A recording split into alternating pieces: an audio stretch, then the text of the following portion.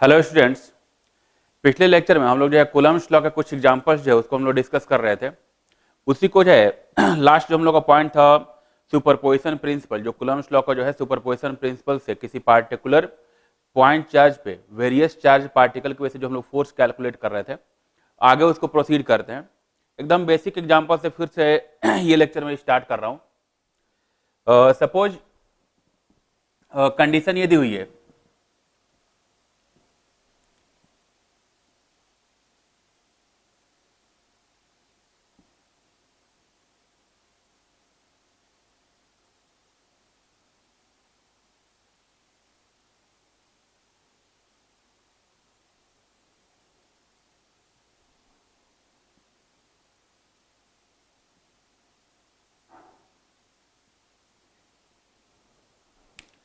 Suppose एक regular hexagon जो है रेगुलर हेक्सागोन का एक शेप जो है स्ट्रक्चर है, एंड इसमें इसके कुछ पार्टिकुलर कॉर्नर्स पे जो है चार्ज पार्टिकल प्लेस्ड है। Suppose on this charge on this corner a charge capital Q is placed. All these charges are positive, so plus Q, this is plus Q, plus Q, plus Q and plus Q। तो जो 5 corners हैं, 5 corners पे जो है 5 corners पे हर एक corner पे plus Q positive charge particle है, एंड एट द सेंटर जो रेगुलर हेक्सागोन का सेंट्रल पॉइंट है इस पे प्लस स्मॉल q, ये एक पॉजिटिव चार्ज पार्टिकल। ठीक, इस कॉर्नर पे कोई चार्ज पार्टिकल प्लेस्ड नहीं है।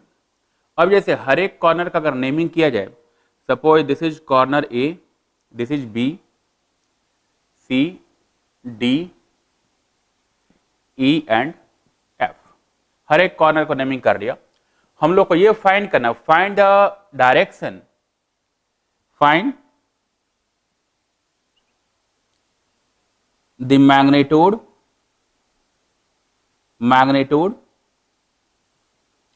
and the direction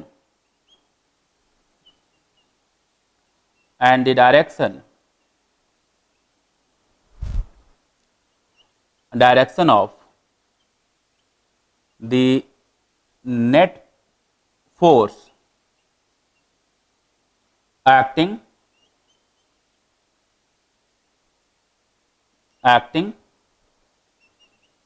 on the charge placed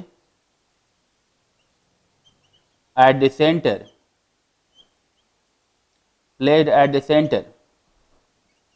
of the regular hexagon।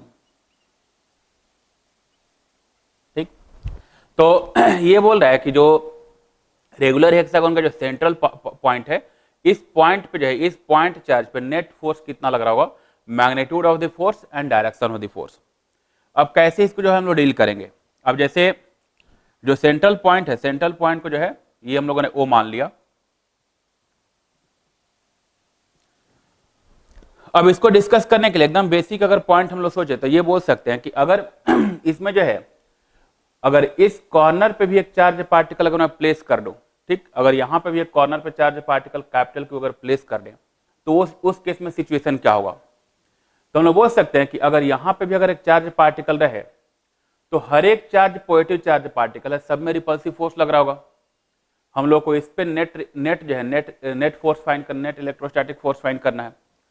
तो अब जैसे मैं फोर्स के कैलकुलेशन की बात करूं तो हम लोग ये बोल सकते हैं कि ये जो चार्ज पार्टिकल है इसका रिपल्सिव फोर्स इस पे इस डायरेक्शन में लगेगा, इसका रिपल्सिव फोर्स अपोजिट लगेगा, यानी कि ये दोनों फोर्स आपस में कैंसिल आउट हो जाएंगे। इसका फोर्स रिपल्सिव फोर्स ऐसे लगेगा, और अगर यहां पे चार्ज पार्टिकल है तो उसका रिपल्सिव फोर्स ऐसे लगता, वो आपस में कैंसिल हो जाते हैं। फिर इसका रिपल्सिव फोर्स ऐसे लगेगा एंड इसका रिपल्सिव फोर्स इस डायरेक्शन में लगेगा, ये भी दोनों आपस में कैंसिल हो जाएंगे। ठीक, तो अगर ये हर एक कॉर्नर पे ऑन ऑल 6 कॉर्नर्स अगर ये charge particle capital Q charge particle रहे तो net force acting on charge small Q that will be 0।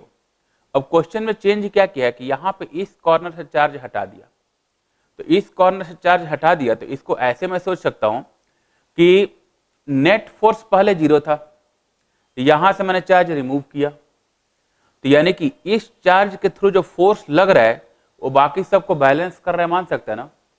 यानी कि बाकी सबकी वजह से जो फोर्स होगा, इसकी वजह से जो फोर्स है उसके इक्वल एंड अपोजिट लगेगा। एक तो लॉजिक ये है। दूसरा ऐसे जा सकते हैं कि अगर यहां पे इस कॉर्नर पर अगर कोई चार्ज पार्टिकल नहीं है तो सिचुएशन क्या होगी, इसके फोर्स को ये कैंसिल किया, इसके फोर्स को ये कैंसिल किया, लेकिन इसके फोर्स को कोई कैंसिल नहीं कर पाएगा। ठीक, इसका फोर्स जो है कैंसिल आउट नहीं होगा, यानी कि जो नेट रिजल्टेंट फोर्स होगा that is the force exerted by the charge particle placed at point D। जो पॉइंट D पे चार्ज है उसकी वजह से जो फोर्स लग रहा है वही हम लोग का नेट फोर्स होगा। तो यहां पे अगर मैं नेट फोर्स को ड्रॉ करूं तो हम बोल सकते हैं कि इसकी वजह से जो फोर्स लगेगा, रिपल्सिव फोर्स ऐसे लगेगा, तो ये हम लोग का नेट फोर्स हो गया एफ नेट। ठीक, इसका फोर्स इससे कैंसिल आउट, इसका फोर्स इससे कैंसिल आउट। ठीक, एंड जो नेट फोर्स होगी उसकी वैल्यू फाइंड कर सकते हैं। तो एफ नेट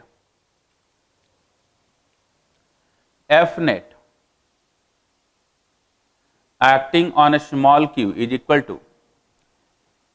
के capital Q small Q and upon separation, इसका साइड लेंथ अगर ए दिया हुआ है तो अपॉन ए स्क्वायर, ये नेट फोर्स होगा। ठीक, एंड इसकी डायरेक्शन जो होगी ओ ए के डायरेक्शन में होगा। ठीक, ओ ए जो लाइन है उस लाइन के लॉन्ग जो होगा ओ से ए की तरफ जो होगा इसकी डायरेक्शन हो जाएगी। सिंपल सा पॉइंट है। ठीक, तो ये जो है ये हम लोग का ज्योमेट्री बेस्ड एग्जांपल हो गया। ठीक है, नेक्स्ट एक और एग्जांपल देखते हैं हम लोग।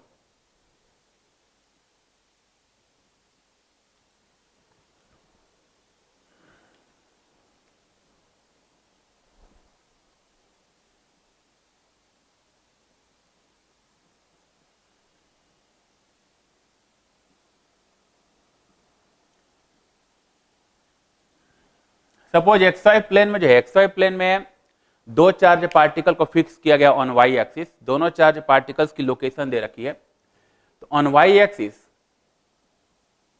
सपोज यहां पे एक कैपिटल Q चार्ज है प्लस Q, यहां भी एक प्लस Q चार्ज पार्टिकल है, एंड इन दोनों पॉइंट्स का कोऑर्डिनेट दे रखा है।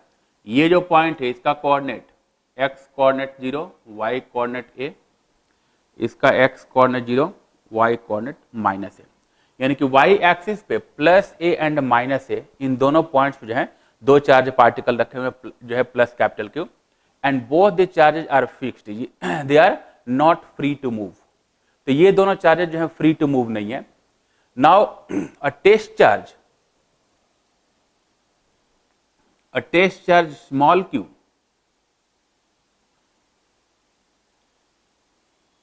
Minus small q and having mass m, ये जो है यहां पे एक टेस्ट चार्ज है ये प्लेस किया हुआ है, and from origin the distance of the charge from the origin is x। ठीक, तो ओरिजिन से इस चार्ज पार्टिकल का जो है ये डिस्टेंस हम लोग का x दे रखा है। अब इसमें कुछ पार्टिकुलर हम लोग टाइप जो है पार्टिकुलर टाइप का क्वेश्चन पूछेंगे, इसमें कुछ सेक्शंस हैं। तो फर्स्ट पार्ट ये पूछ रहा है कि फाइंड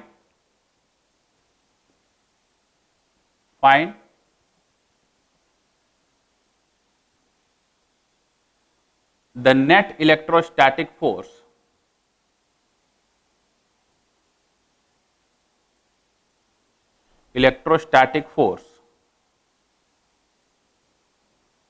acting on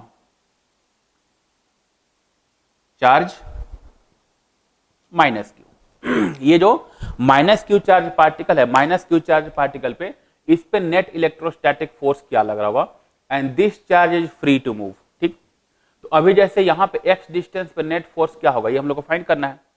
अब इसके लिए क्या करेंगे, जैसे नेट फोर्स की अगर बात करें तो इस पे जो नेट रिजल्टेंट फोर्स होगा इसकी वजह से फोर्स और इसकी वजह से फोर्स दोनों का कंबाइन करके फॉर्म होगा। तो दोनों की वजह से फोर्स कैसे कैसे एक्ट कर रहा है ये हम लोग को देखना होगा।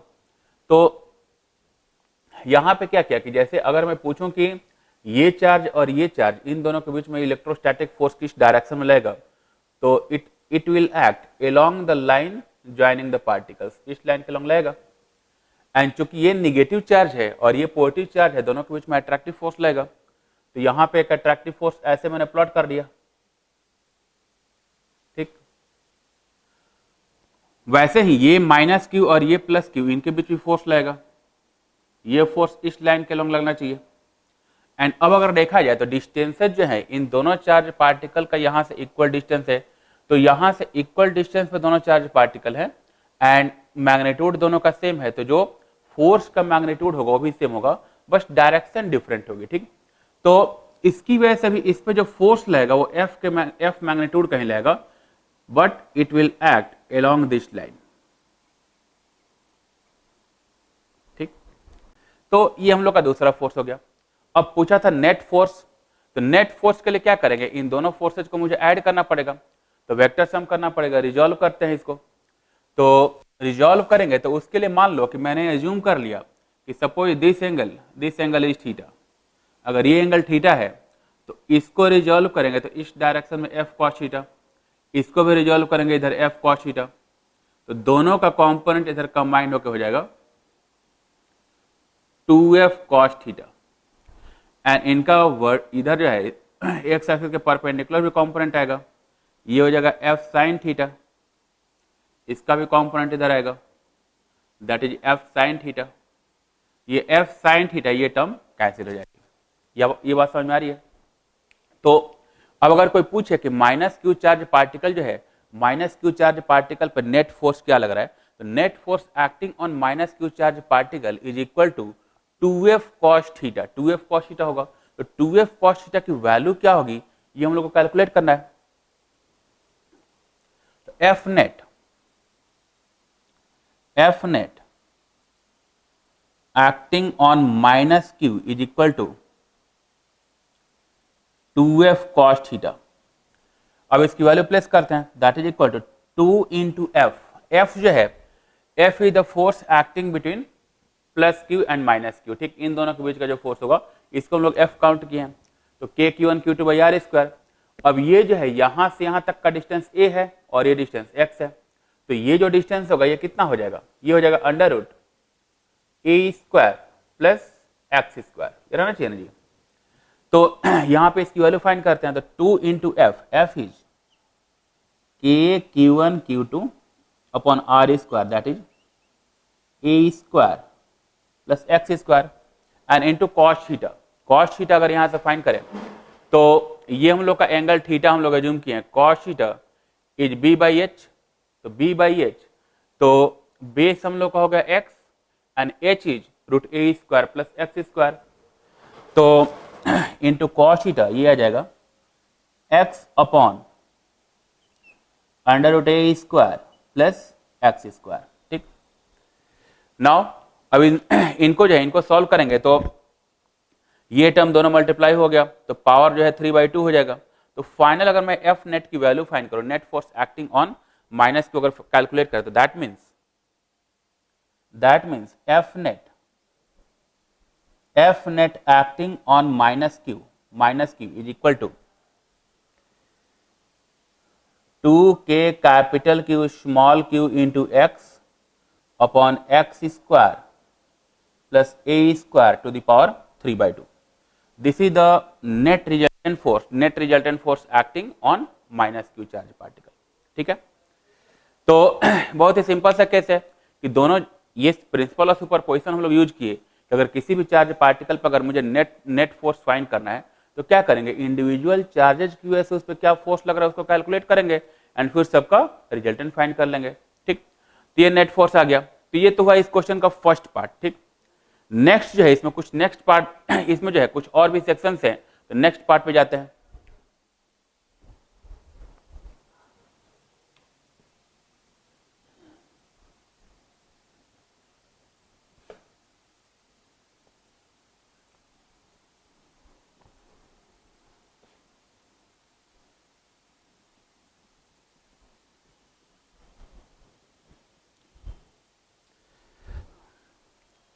ठीक है, नेक्स्ट पार्ट इसमें ये पूछ रहा है कि find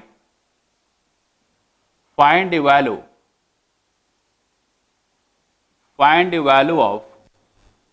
value of x at which f net on minus q will be maximum.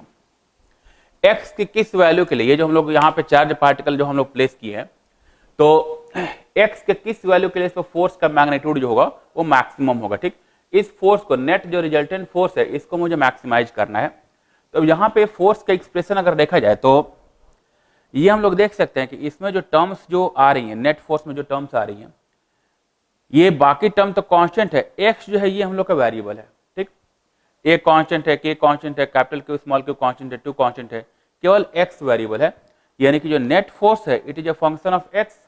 And ये मैक्सिमम मिनिमम का एक बेसिक कॉन्सेप्ट हम लोग जानते हैं कि if y is a function of x then at maximum and minimum value of y dy by dx will be 0। तो यहाँ पे क्या है कि f net जो है, f net is the function of x, f net is the function of x, then f net will be maximum or minimum, या यही बोल सकते हैं कि for f net to be maximum or minimum df by dx should be 0। तो df by dx find करना है, उसको 0 कर देना है। तो इसको डिफरेंशिएट करते हैं।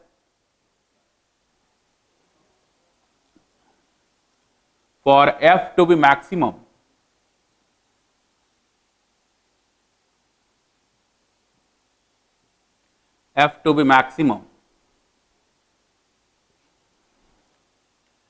df by dx that will be 0। अब df by dx की वैल्यू क्या होगी, ठीक, इसको फाइंड करना है हम लोग को। तो ये जो हम लोग का एक्सप्रेशन है, इसको हम लोग u by v का फॉर्मेट बोल सकते हैं जी। इस एक्सप्रेशन में जो ये कांस्टेंट टर्म्स हैं, इसको तो हम लोग जो कांस्टेंट मल्टीप्लाई रूल से इसको बाहर रख सकते हैं। ऊपर x की टर्म आ रही है और नीचे x square plus a square to the power 3/2 है। Now according to differentiation rule, अगर ये u by v का फॉर्मेट है तो u by v के फॉर्मूले में हम लोग ध्यान होगा, बेसिक मैथ्स में भी पढ़ा हुआ है चीज, तो ठीक है, उतना तो बेसिक मैथ्स आता होगा सबको। तो इसको डिफरेंशिएट करते हैं। तो पहले कांस्टेंट टर्म को बाहर लिखते हैं, 2k capital Q small q। Now u by v वाले फॉर्मूले में क्या करते हैं कि जो डिनोमिनेटर होता है उसको स्क्वायर करते हैं।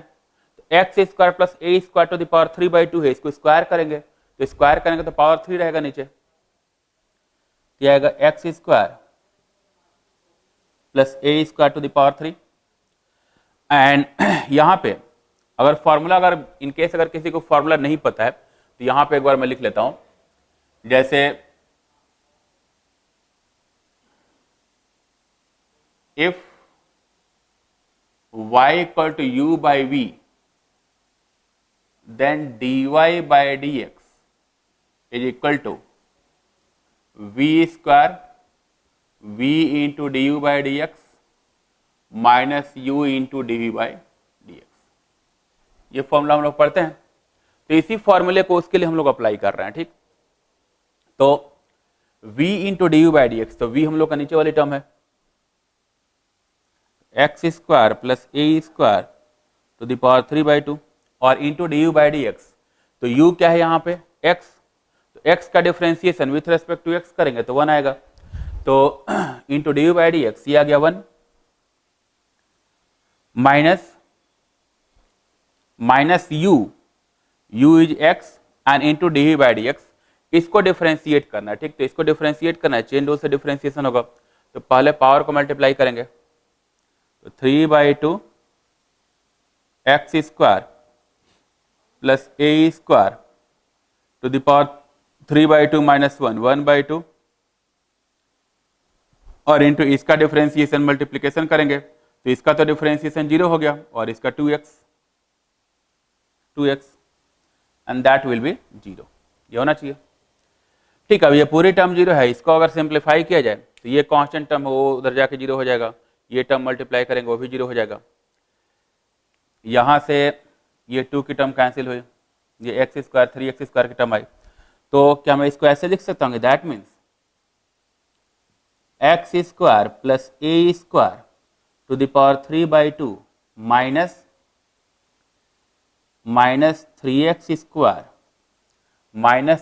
Square into x square plus A square to the power 1/2 that is 0। ठीक, अब इसमें क्या किया कि x square plus A square to the power 3/2 to the power 1/2 इसको कॉमन लिया दोनों से एंड उधर लेके चले गए, 0 हो गया। ठीक, तो फाइनली क्या बचेगा, फाइनली हम लोग बोल सकते हैं कि that means x square plus A square यहां पे बचेगा और minus 3x square that will be 0, यानी कि A square minus 2x square is 0। That means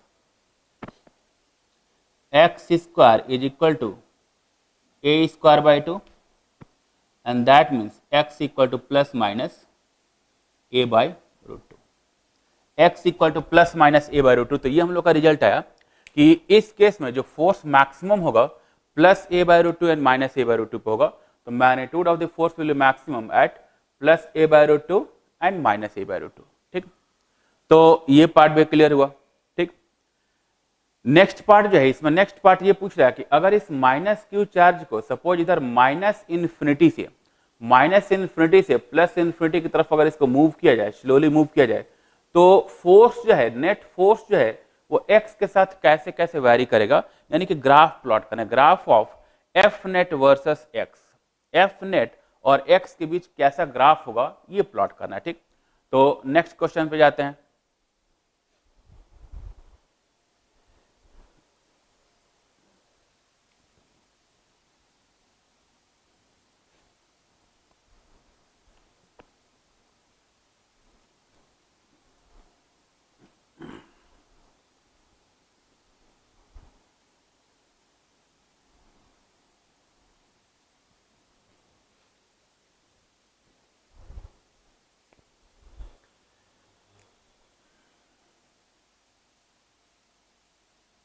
Draw the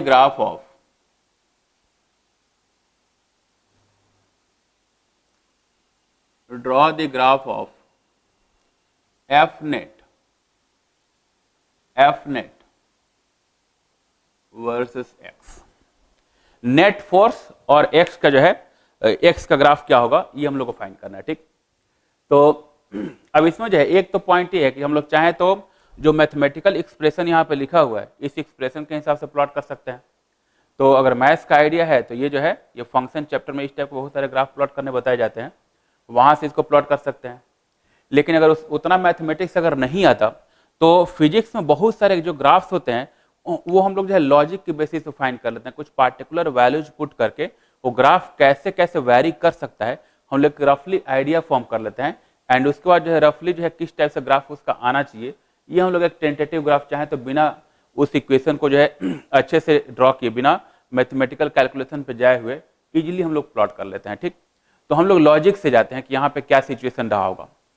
तो एक लॉजिक ये है कि जैसे ग्राफ का स्टार्टिंग जो है, ग्राफ का स्टार्टिंग कैसे किया जाए, तो हम लोग बोल सकते हैं कि जैसे अगर ये चार्ज पार्टिकल माइनस इन्फिनिटी पर है, ठीक, माइनस क्यू चार्ज पार्टिकल अगर माइनस इन्फिनिटी पे है तो उस केस में क्या होगा कि इससे भी इनफाइनाइट डिस्टेंस पे है और इससे भी इनफाइनाइट डिस्टेंस पे है, and if r tending to infinity then F tending to 0, तो उस केस में क्या होगा कि फोर्स टेंड्स टू 0, यानी कि 0 जो है 0 के इक्वल या 0 से टेंड करता हुआ फोर्स लगेगा।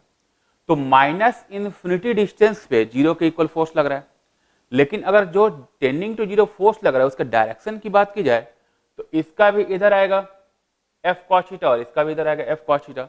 तो उस केस में हम लोग बोल सकते हैं कि जो फोर्स की डायरेक्शन होगी वो पॉजिटिव एक्स की तरफ होगी। ठीक, अब ग्राफ में हम लोग अज्यूम कर लेते हैं कि जो फोर्स पॉजिटिव एक्स एक्सिस के अलोंग लग रहा है, पॉजिटिव एक्स एक्सिस के टुवर्ड्स लग रहा है, दैट इज पॉजिटिव, एंड जो निगेटिव एक्स की तरफ लगेगा दैट विल बी निगेटिव। ठीक, तो एफ पॉजिटिव एंड निगेटिव का जो है साइन कन्वेंशन यहीं पे अज्यूम कर लेते हैं कि पॉजिटिव एक्स डायरेक्शन के जो है, पॉजिटिव एक्स डायरेक्शन में जो फोर्स लगेगा that is positive, and negative x के टुवर्ड्स जो फोर्स लगेगा दैट इज निगेटिव।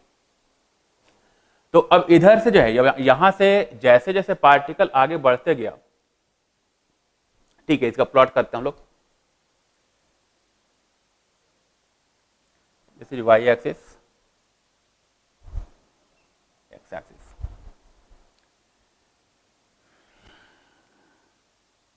अब मैं ये बोल रहा हूं कि जैसे अगर ये charge particle minus q charge particle जो है अगर माइनस इन्फिनिटी पर है तो इस पे जो फोर्स की वैल्यू होगी टेंडिंग टू जीरो होगी, but that force will be positive. Tending to zero जो फोर्स होगा that will be positive because the direction of net force is in the direction of positive x axis. तो positive force लगा, ठीक। अब जो है जैसे जैसे चार्ज पार्टिकल आगे बढ़ते जाएगा वैसे वैसे फोर्स की वैल्यू बढ़ते जाएगी। एंड हम लोग अभी फाइंड कहते हैं कि फोर्स मैक्सिमम जो है, मैक्सिमम फोर्स कहां पे आया था, minus A by root two and plus A by root two पे। तो minus A by root two पे आकर फोर्स मैक्सिमम हो जाना चाहिए। फिर आगे हम लोग को यह भी पता है कि जीरो पे जब जब ओरिजिन पे जाएंगे तो ओरिजिन पे इसका अट्रैक्टिव फोर्स और इसका अट्रैक्टिव फोर्स दोनों सेम है। तो उस केस में क्या होगा, नेट फोर्स जीरो हो जाएगा। एंड अगर नेट फोर्स जीरो हो गया, अब इसके आगे बढ़े, इसके आगे बढ़ेंगे तो फिर से इन दोनों का अट्रैक्टिव फोर्स लेफ्ट के टुवर्ड्स लगने लगेगा, यानी कि फोर्स निगेटिव हो जाएगा। एंड फिर ए बाय रूट टू पे जाकर फोर्स मैक्सिमम होगा। एंड जब चार्ज पार्टिकल प्लस इन्फिनिटी पे चला गया तो फोर्स फिर से क्या हो जाएगा, जीरो हो जाएगा। तो ये चीज पता है कि जैसे फोर्स जो है कैसे कैसे वैरी करेगा, मुझे ये देखना है। तो एक तो यह है कि टेंडिंग टू जीरो यहां से स्टार्ट करना है पॉजिटिव से, ठीक। यहां पे फोर्स की वैल्यू जीरो है। फिर जब प्लस इन्फिनिटी पे जाएंगे तो प्लस इन्फिनिटी पे फोर्स की डायरेक्शन माइनस एक्स की तरफ हो गया, नेगेटिव फोर्स हो गया, but the force tends to zero. तो टेंडिंग टू जीरो फोर्स है, तो टेंडिंग टू जीरो फोर्स ये हो गया। अब बीच में फोर्स मैक्सिमम हो रहा है, एक बार इधर मैक्सिमम हो रहा है और एक बार इधर मैक्सिमम हो रहा है, उन पॉइंट्स को प्लॉट करना होगा। तब यहां से एक रफली मैं डायग्राम ड्रॉ करता हूं कि पहले फोर्स को बढ़ना है, इंक्रीज करके मैक्सिमम जाना है और फिर जीरो को जाना है। ऐसा हो सकता है। ये पॉइंट हो गया minus A by root two, ठीक। फिर से इधर भी फोर्स को मैक्सिमम होना है, लेकिन अब जैसे जो है मैंने बोला है कि फोर्स जो है ए बाय रूट टू पे मैक्सिमम है, लेकिन हम लोग जो है निगेटिव एक्स के डायरेक्शन में जो फोर्स है उसको निगेटिव मान रहे हैं, तो अब इसको नीचे ले जाते हैं।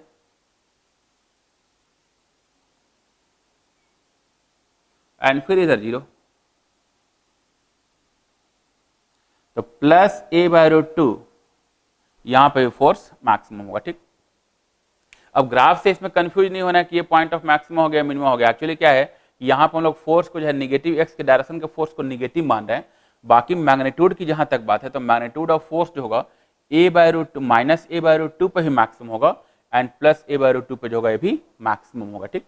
तो ये हम लोग का एक डायग्राम हो गया, ये ग्राफ हो गया कि अगर एफ नेट जो है, एफ नेट को अगर एक्स के साथ अगर प्लॉट करें तो कैसे कैसे वो चेंज हो सकता है, ठीक। तो होपफुली ये चीज भी समझ में आई होगी, ठीक है। ठीक है, हाँ एक चीज और मैं बता दूं कि अगर इसमें केवल ये पूछता कि मैग्नीट्यूड ऑफ द फोर्स जो है, मैग्नीट्यूड ऑफ द फोर्स कैसे कैसे चेंज हो रहा है, केवल मैग्नीट्यूड, तब केवल मैग्नीट्यूड की जब बात करेंगे तो उस केस में क्या होगा कि ये जो ग्राफ होगा जब मॉड लेंगे, यहां पे जो निगेटिव वाला ग्राफ है जब मॉड लेंगे तभी क्या हो जाएगा, भी पॉजिटिव हो जाएगा, ठीक। तो उस केस में ये ग्राफ भी पॉजिटिव हो जाएगा, बाकी कोई चेंज नहीं होगा, ठीक।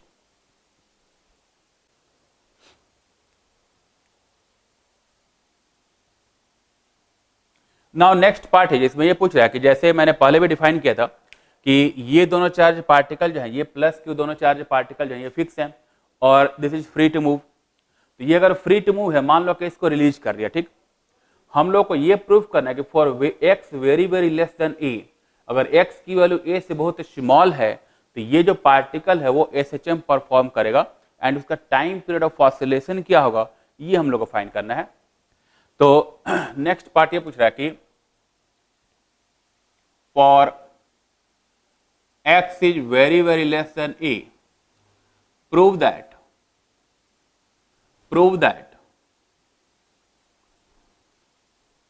the minus q charge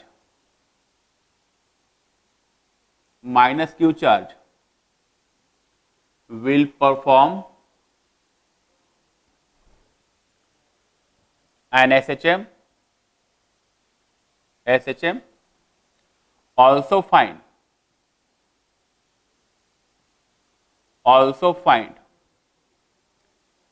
the time period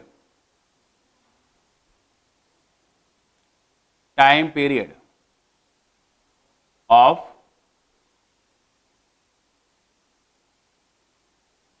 oscillation.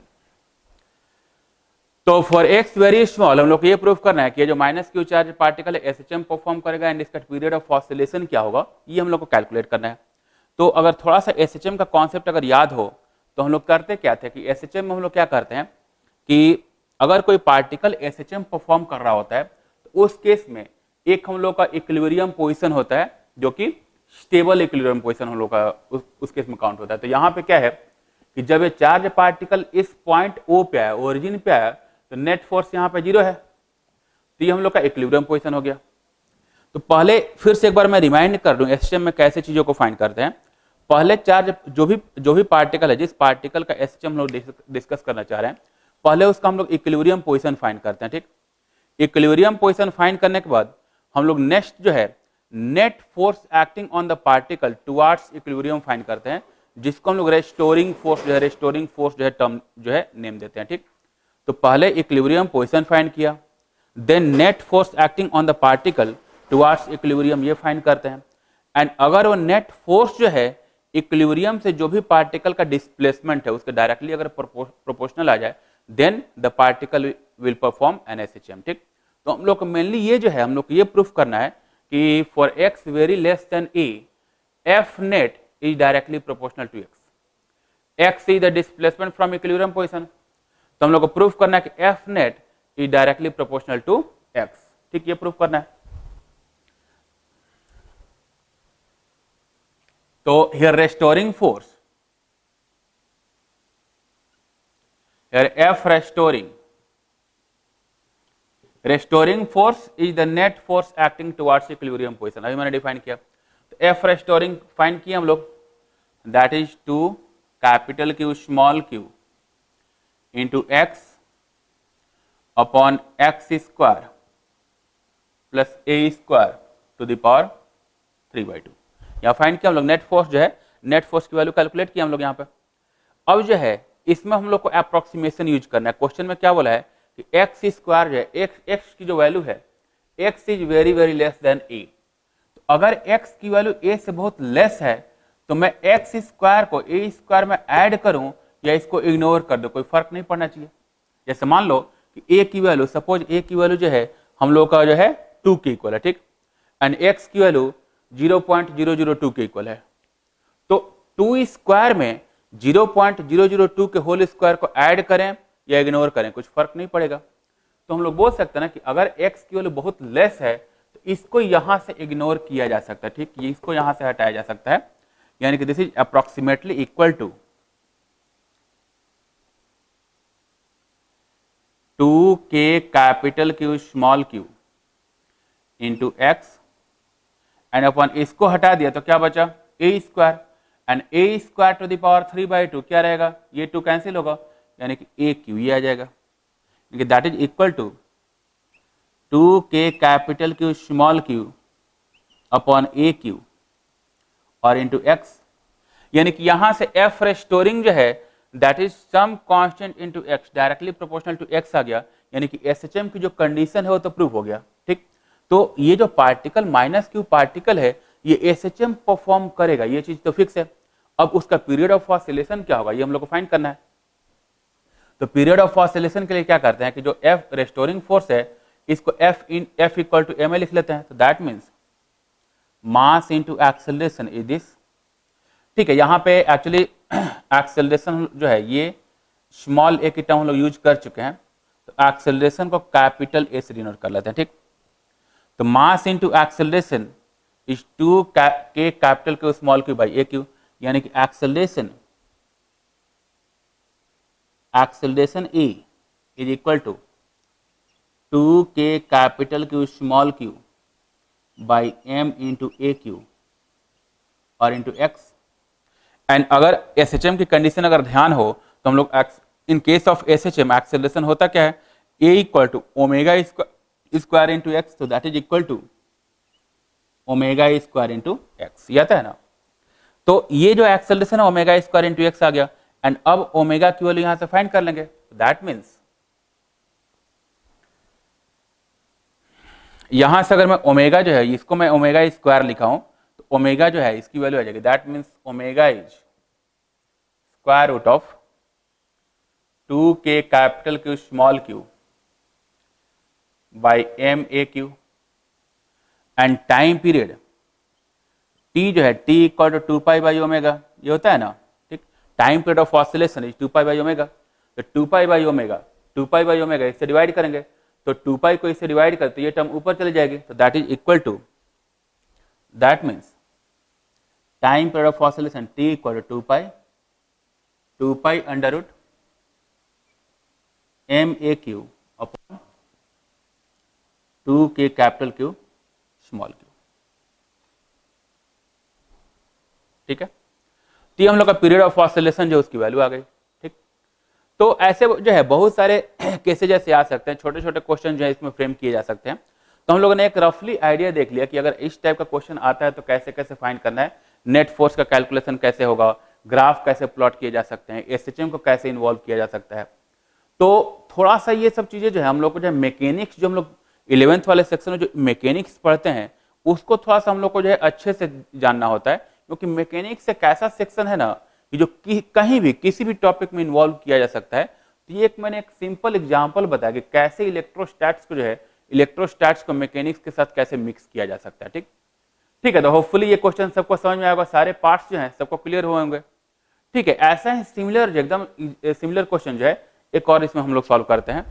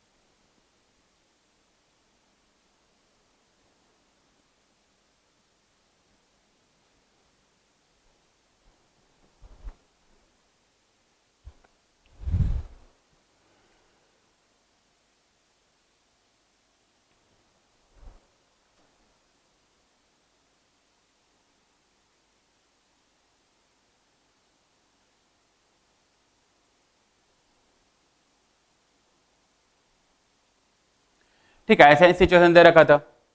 अब कंडीशन यहाँ पे सिमिलर ही रखते हैं कि जैसे एक्सवाई प्लेन में दो पॉइंट चार्जेस जो हैं, पॉजिटिव चार्ज पार्टिकल, इनको फिक्स रखते हैं, तो ये plus Q charge particle, this is plus Q, coordinates भी सेम है, 0 माइनस है एंड 0 प्लस है, ठीक।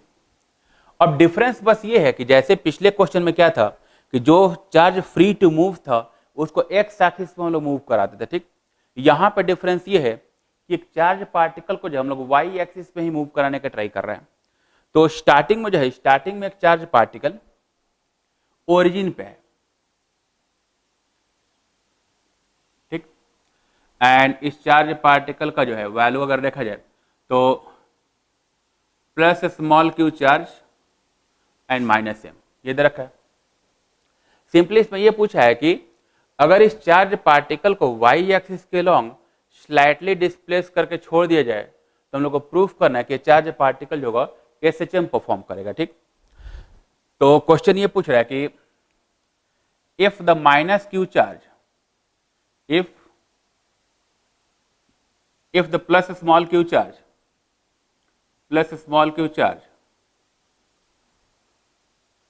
is slightly displaced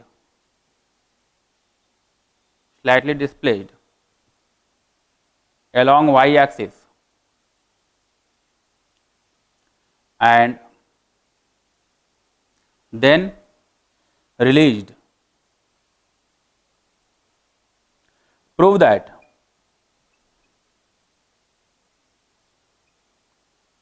it will perform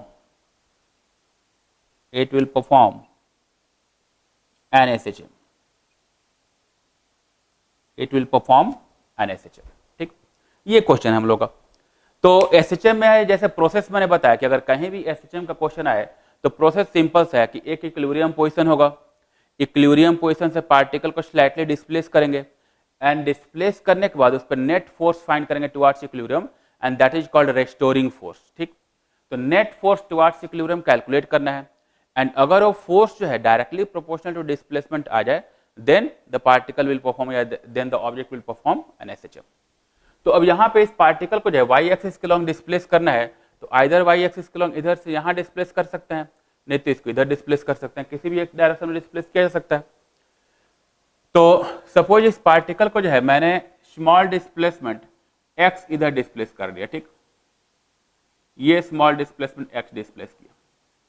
अब यहां पे जब पार्टिकल गया तो इसका रिपल्सिव फोर्स लग रहा होगा और इसका भी रिपल्सिव फोर्स लग रहा होगा, और सपोज इसकी वजह से रिपल्सिव फोर्स मैंने एफ अज्यूम कर लिया और इसका रिपल्सिव फोर्स एफ डैश मान लिया, ठीक। तो इसका रिपल्सिव फोर्स नीचे की तरफ लग रहा है माइनस वाई की तरफ, इसका रिपल्सिव फोर्स प्लस वाई की तरफ। अब मुझे नेट फोर्स फाइंड करना है टुवार्ड्स इक्विलिब्रियम पोजीशन। तो इसका इक्विलिब्रियम पोजीशन जो हम लोग का ओरिजिन है, तो net force towards origin find करना है, वही हम लोग का रेस्टोरिंग फोर्स होगा। तो net restoring force, here the restoring force F restoring is equal to F minus F dash, F minus F dash रहेगा। अब F जो है इसका फोर्स है, तो K capital Q small q and अपन सेपरेशन के स्क्वायर, ये सेपरेशन कितना हुआ A minus X, A minus X के square minus F dash K capital Q small q upon A plus x का whole square, that is equal to K capital Q small q and ये आ जाएगा 1 upon A minus X के square 1 upon A plus x का square, ठीक है, ये रहेगा ना। अब जो है इसको थोड़ा और सिंप्लीफाई करते हैं, that is equal to K capital Q small q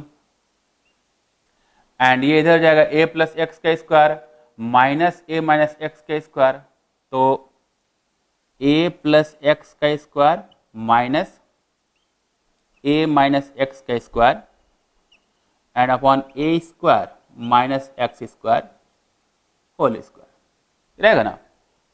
इन दोनों को मल्टीप्लाई किया तो ये टर्म हो गया A square minus x square and दोनों का स्क्वायर तो था ही, तो A square minus x square का होल स्क्वायर। अब जैसे ये है A प्लस बी का होल स्क्वायर और ये है A माइनस बी का whole square, A plus b का whole square and minus A minus b का होल स्क्वायर कितना हो जाएगा, यहाँ पे आएगा 2ab और यहाँ पे आएगा minus 2ab, minus minus plus हो जाएगा, यानी कि 4ab। तो ऊपर की जो टर्म आएगी 4ax होगा, तो that is equal to K capital Q small q and 4ax upon A square minus x square का होल स्क्वायर, ये रहेगा ना। अब जो है यहां तक जो कोई अप्रोक्सीमेशन हम लोग यूज नहीं किए हैं, अब इसके बाद हम लोग अप्रोक्सीमेशन यूज करेंगे। यहाँ पे क्वेश्चन में बोला है कि the particle is slightly displace means की जो डिस्प्लेसमेंट है वो ए के कंपेरिजन में बहुत ही लेस है, यानी कि x is very very less than a and if x is very very less than a then x can be ignored. यहाँ पे जो a square minus x square की टर्म है, यहाँ से x को इग्नोर कर सकते हैं, तो ये जो पूरी टर्म है नीचे क्या हो जाएगी, a स्क्वायर हो जाएगी।